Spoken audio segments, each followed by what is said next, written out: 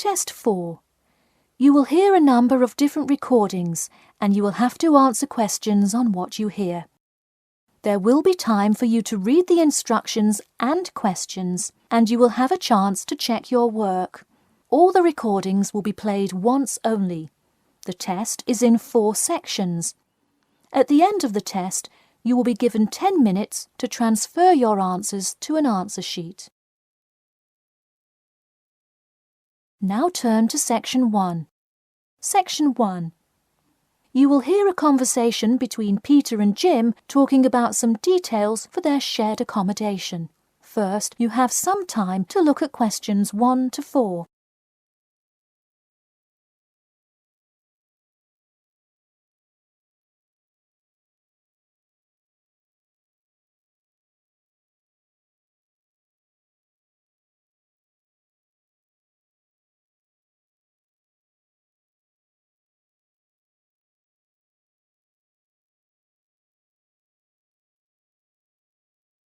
You will see that there is an example which has been done for you. On this occasion only, the conversation relating to this will be played first. Hey Jim, it's Peter. Oh hey Peter, what's up? I thought I'd call so we could hammer out the details for next year's lease. Peter says that he wants to hammer out the details for next year's lease with Jim. So, lease has been written in the space. Now we shall begin. You should answer the questions as you listen, because you will not hear the recording a second time. Listen carefully and answer questions 1 to 4. Hey Jim, it's Peter. Oh hey Peter, what's up? I thought I'd call so we could hammer out the details for next year's lease. That's a good idea. Did we ever decide on how to split the total rent? Well, I was thinking, since my room is bigger, I probably should pay a little more. So I could pay £110 and you could pay £80. Does that sound okay? Considering that my old apartment cost me £100 for a smaller room, I'm definitely all right with that. Hey, I was looking at a map of the area and can't seem to find a bus stop near it. Do you know where we would catch the bus? Well, the bus is actually pretty far from us, but we have that garage that we can park our cars in. Wow, that's great. Convenient parking is hard to find, so we're lucky we have that. Okay, so we have a whole lot of things we'll need to buy when we move in. How do you want to split that up? I was wondering, do you still work at the supermarket? Yep, every Tuesday and Saturday. Would you be able to buy things from there if I sent you a shopping list? Sure, I can do that. Great. Then I can take care of whatever else we need that you wouldn't get at a supermarket. If you want, I'll pick you up from work that day and we can go to the apartment together. Oh, that would be great, thanks. No problem. That way we can split the cost of petrol. Works for me. It's so expensive these days, isn't it? It's downright obscene. Before you hear the rest of the conversation, you have some time to look at questions 5 to 10.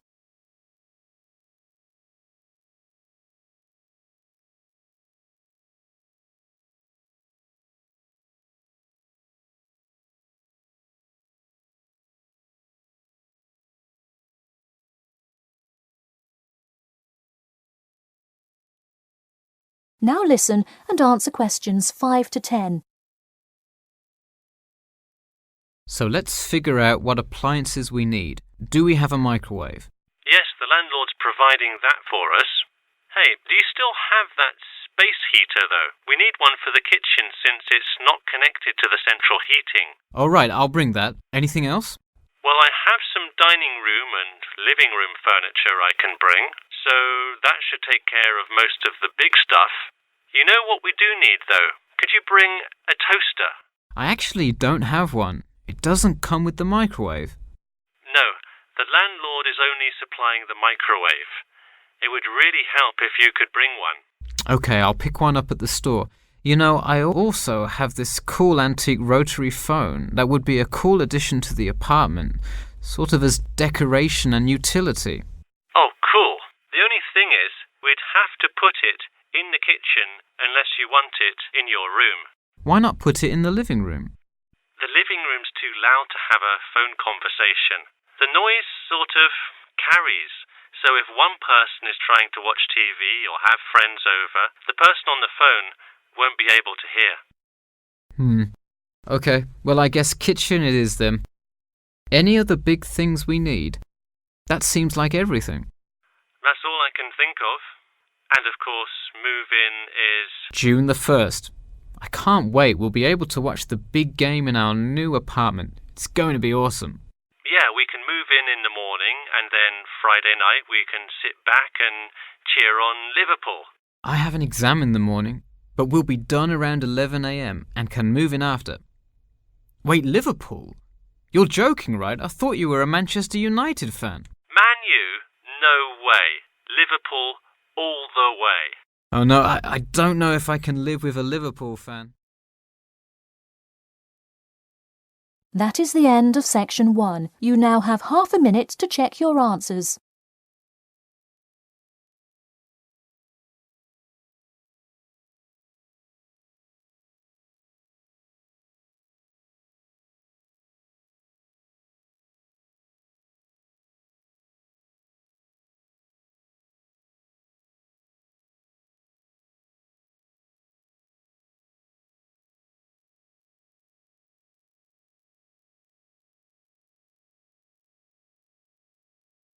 Now turn to section 2. Section 2. You'll hear an HR representative of Earn and Learn giving some information about her company. First, you have some time to look at questions 11 to 16.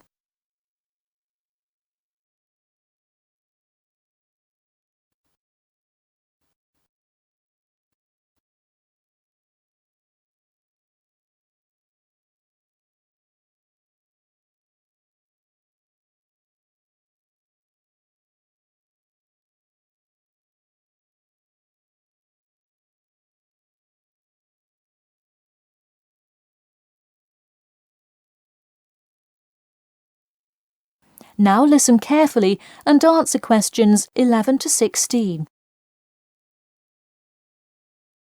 Welcome to all of you.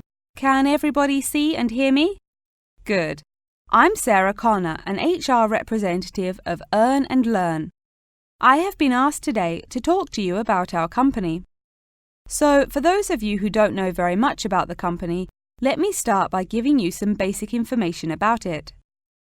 Earn and Learn started nearly 20 years ago. It is not a charity but a for-profit company that enables promising entrepreneurs to make money while traveling.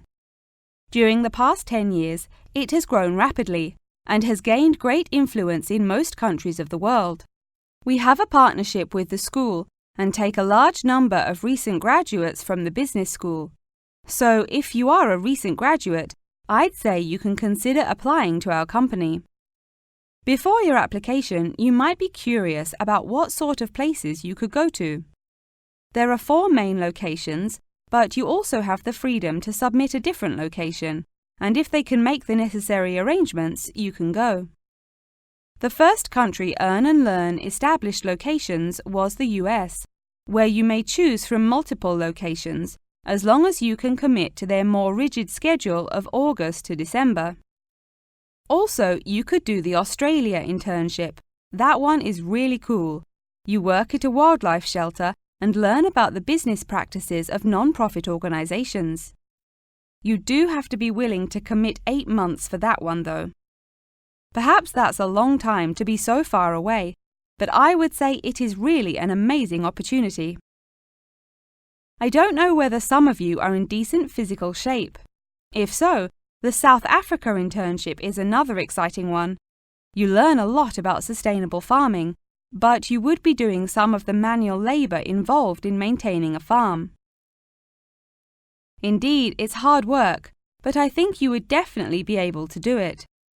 It may be wise to wait until after their summer is over, so it's not so terribly hot. In addition, there is a most recently established location in India. This one gives you more of a study abroad feel, given that they arrange a host family for you to stay with. In the other locations, you live in an apartment with other interns, so this is definitely a unique experience. Before you hear the rest of the talk, you have some time to look at questions 17 to 20.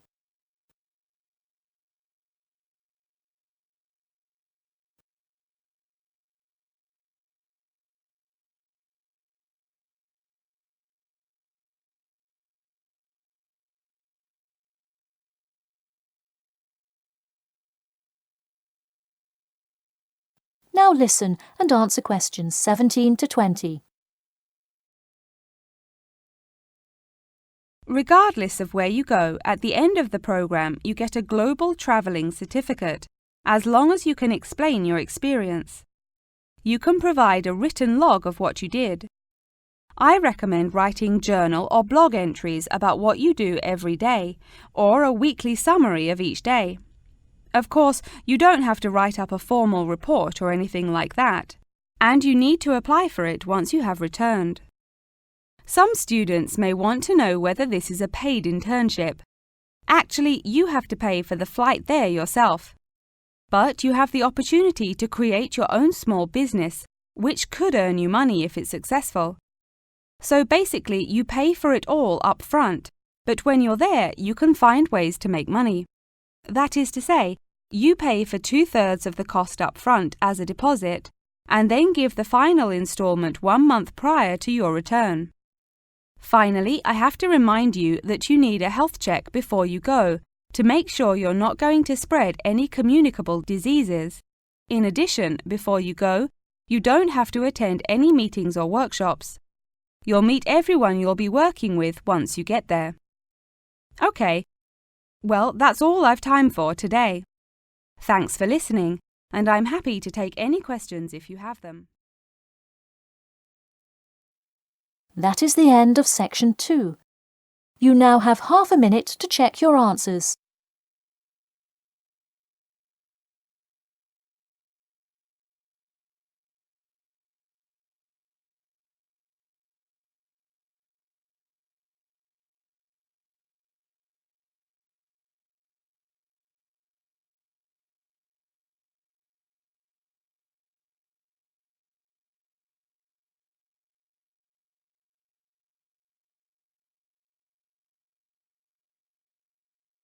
Now turn to section 3. Section 3. You will hear a student called Margaret Parkinson talking about the class she missed on Thursday with her professor. First, you have some time to look at questions 21 to 26.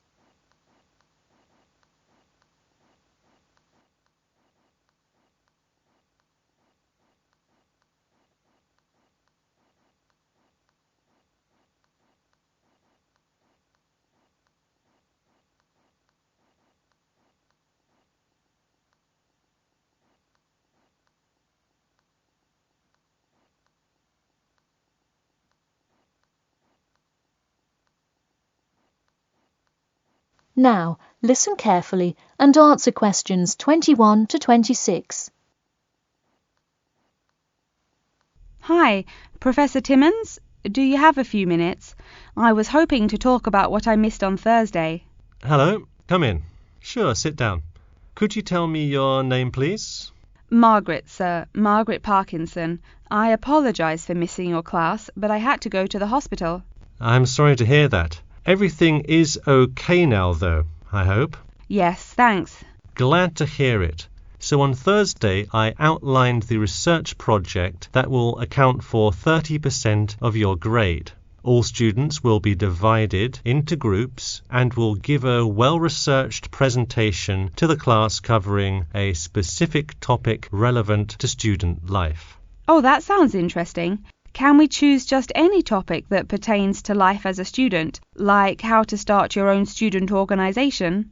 Well, though I'm sure that would be an informative presentation, I've already chosen a list of topics which I will assign. As an example, I assigned one group the topic of student loans. They're to research not just the prevalence of students who have loans to pay for their tuition, but information as to how best to manage these loans and possible scholarships that could alleviate some of the financial burden.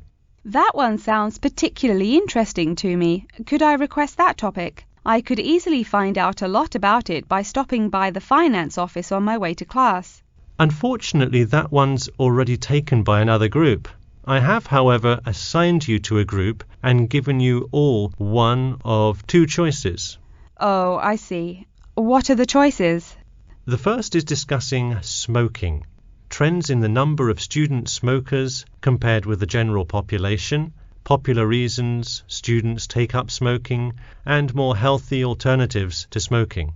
That one could be interesting. I'm not a smoker myself, but we'll see what my group thinks. If we did choose this topic, we would rather not put our fellow students on the spot to interview them. Where else could we gather information? How about where the cigarettes are sold? Oh, that's a great idea. I could interview the manager of a supermarket and find out the average age of people buying cigarettes, or how much they buy, that sort of thing. Precisely. Okay, I'll keep that in mind. And what was the other topic? The other topic is the practice of natural medicine. It sounds far more specific than the others, but it is more of an exercise of outlining a career path. If your group chooses this, you would cover the specifics of becoming a doctor of natural medicine, how to become licensed to practice natural medicine, what the career outlook is, etc. You could find much of the information you need on this in the careers office. Wow, that would be really helpful, not just in learning about natural medicine, but in how to approach researching any career path. That's the idea. I want groups to really think outside the box to find information on their topics. They should interview multiple sources. Okay, now I think I have the general idea. Before you hear the rest of the talk, you have some time to look at questions 27 to 30.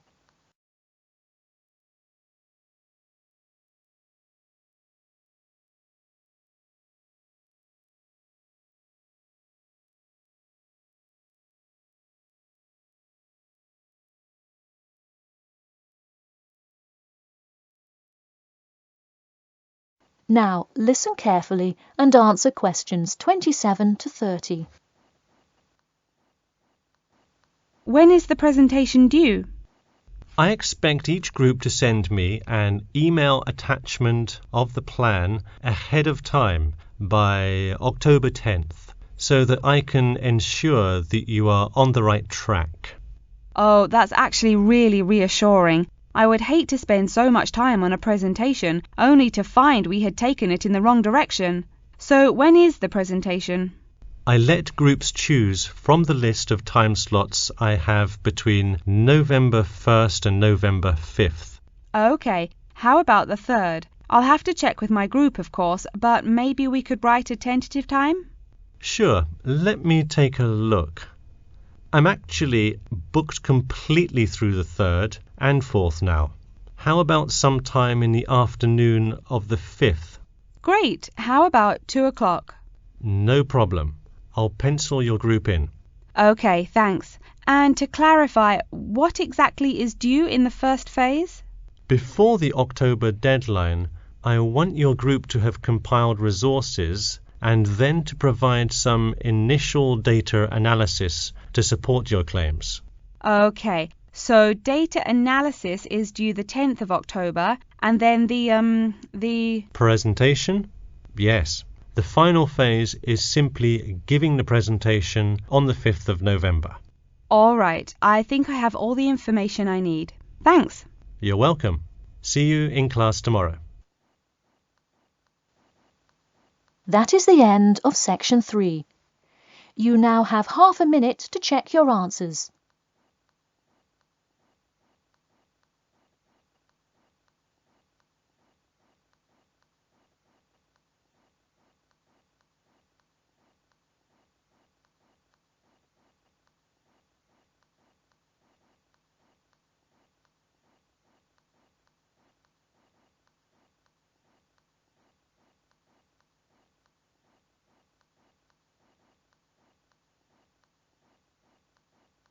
Now turn to Section 4.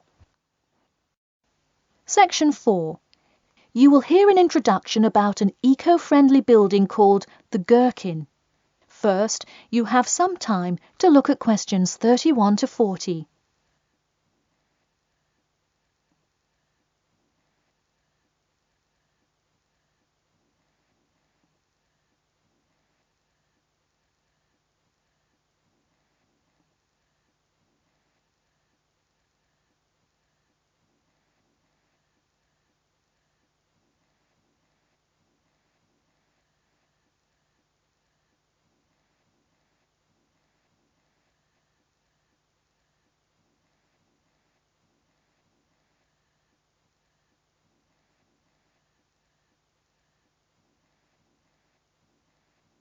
Now, listen carefully and answer questions 31 to 40. Today, I'd like to tell you about how UK architects are playing their part to address the issue of global warming. You have seen many of these iconic buildings while going about your everyday life, but you may not know how they are affecting your tomorrow. In 2003, construction was completed on the famous Swiss rebuilding, or more informally called the Gherkin, a true masterpiece commissioned by the law offices of Foster & Partners. This is not the first ambitious endeavour of the firm. They are renowned for their various philanthropic environmental efforts. The Gherkin, with its cut-and-edge green initiative and sharp design, is gaining recognition as an icon in modern architecture. You can pick it out of the London skyline by its unorthodox cigar shape. While its appearance is the obvious attribute at which to marvel, there is far more to this building than meets the eye. And let's face it, there's a lot about this building that meets the eye. The building helps reduce the city's carbon footprint in a number of ways. Just a quick note, in case you're not familiar with the term carbon footprint, get used to it. It's a buzzword you'll hear relentlessly to talk about reducing emissions. Think of it as the amount of harmful greenhouse gases that are given off into the environment by a single person, organization, or product. So going back to the Gherkin building, perhaps the most obvious as well as the most significant eco-friendly feature is the glass windows, which allow light to pass through the building, both reducing heating costs and brightening up the workspace. The ingenuity behind the various eco-friendly aspects of the Gherkin has seen its fair share of publicity both from serious and silly sources. In a recent April Fool's Day edition, One e-publication printed a story detailing plans to replace 50% of the current exterior with grass, which would not only make large steps in the name of sustainability, but also give the building the green hue that would truly earn it the nickname of the Gherkin. The only drawback is, as you may have guessed, that this story was an April Fool's Day joke and completely made up.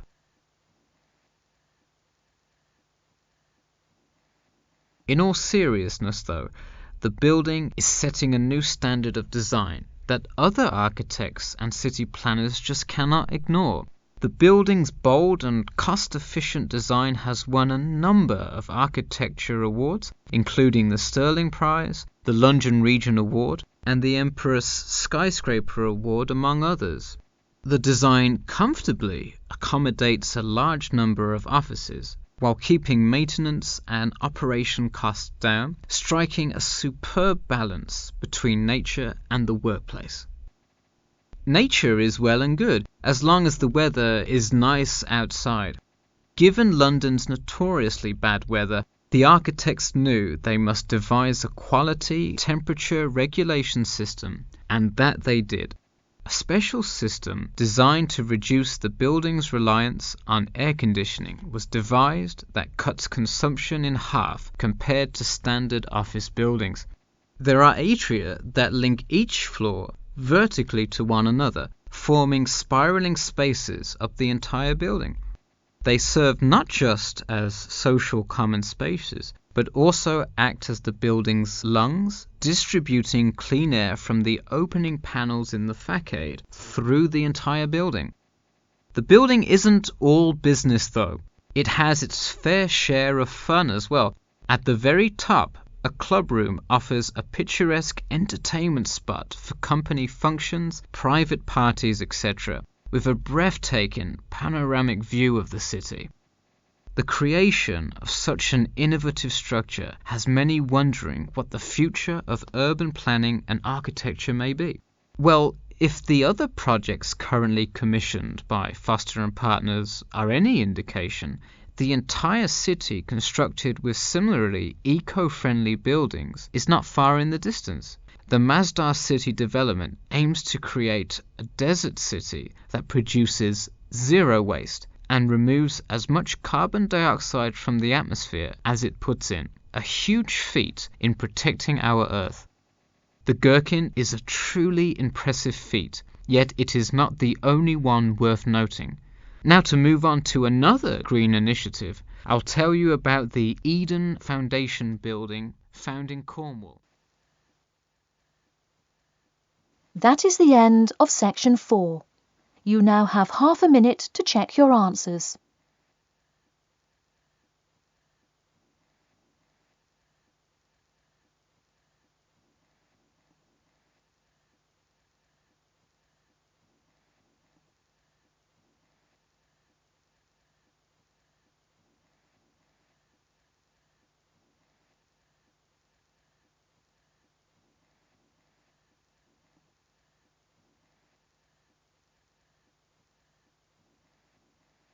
That is the end of the listening test. In the IELTS test, you will now have 10 minutes to transfer your answers to an answer sheet.